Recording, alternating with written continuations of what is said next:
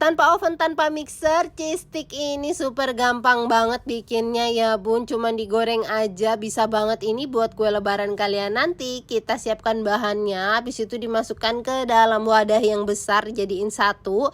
Takaran lengkapnya kalian bisa cek di caption ya. Terus kita aduk-aduk pakai tangan aja nggak apa-apa ya.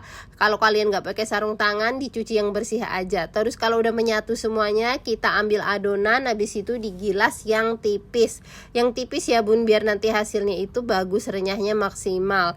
Nah kalau udah tipis, ini aku sesuaiin sama toplesnya ya. Potongnya pakai pisau Idealife tipe IL 163A. Terus ini aku siapin kompor induksi tipe IL 201A.